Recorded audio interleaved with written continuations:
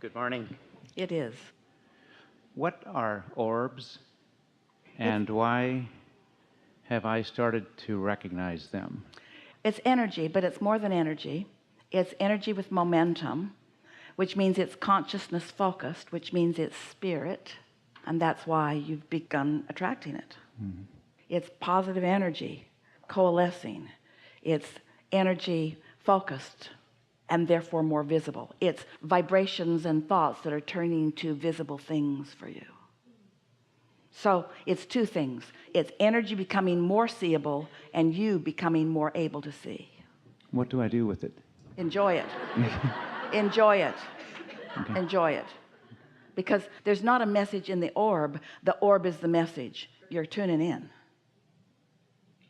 Because you've got to be in a state of allowing in order to see it. That's the message. And then just take pleasure from it. Enjoy following the dancing balls. Are you seeing them in photographs too? Yes, I see them in photographs. I see them on an iPhone. Yes. They used to be stationary the last time, well, one of the last times they were moving. One was moving in particular. Well, your eyes had adjusted there. Esther was with friends the other night, and they were setting up a room for their son. And they had a light contraption that the light moved, or a light was shining, and then different discs were moving across. It was putting lights on the ceiling and around the room. You've seen them. It was beautiful. And then all of a sudden, it was like little fireflies everywhere. And Esther said, I remember early on in my Abraham experience saying, Abraham, I want to see you.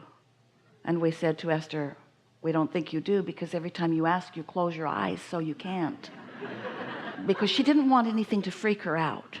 It was early enough that she wanted to only feel good about what was happening. She wasn't sure what she might see. And so finally, with our prompting, she opened her eyes, and what she saw was a room full of fireflies everywhere, up close to her, off in the distance, a light everywhere. And then it congealed in the corner so bright she could hardly look into it, and then dispersed again. And we explained to her at the time that that is the most accurate way of depicting ourselves to her, because we are thought energy. And so she translated us in that way. And so similar idea. Okay. And I can intend them to come. Well, yes, of course, but keep a soft and gentle focus. When you decide that you're going to will something into being, usually there's an attitude that I'm overcoming something so that I can see. And we are so appreciative of this conversation in light of everything that we've been talking about here today, and we'll talk about as we're moving forward. What your strategy wants to be for this deliberate creation is a soft and gentle focus. But the way you accomplish attracting or creating the things that you want is by preparing yourself to receive it. It's not by plotting the course. When you want something, rather than asking how and where and when and who, just think about what you want and why you want it. It's a much more general. And then do your meditation and do your rampages of appreciation and do your best to maintain this environment. We've got it going on here today. Can you feel it? This environment that is conducive to the receiving of what you want. Think, I'm attracting it. I'm not going after it. I'm not chasing orbs. I'm allowing myself to be one with orbs. I'm at one with them. They are pure positive energy, and I am too. And your desire that's being satisfied is that you all, we love you so much, physical creatures that you are, you want these thoughts to turn to things. You want things to become manifested so that you can see them. And so that desire is being satisfied. Just don't get carried away with it. Let energy be energy. Let energy be energy, and you be receptive to energy.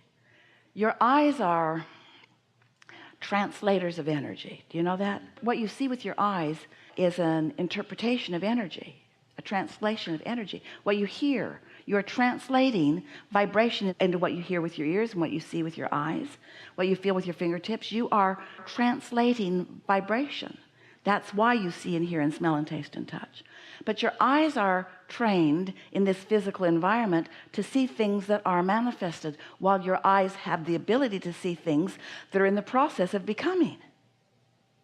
You can see energy. A lot of times when you look into the sky, what you think are particles that are light being reflected from sun, and of course that's a lot of what you're seeing, but you also often see energy, but you don't know you do because you don't know to look for it. And so when you are in that relaxed state and you are knowing well-being and you're not trying hard to make anything happen, you're just trusting well-being, you're just trusting your own rightness, your own goodness, in that state of being, then very often your eyes can see what others can't see. Do any of you see energy? Do you see auras? Are you getting any light show here? It's a little difficult with the squigglies in the curtain and so forth, but you can see energy, especially when you soften your vision to look. Yeah. Enough? Yes. Thank you. This is a good time for a segment of refreshment.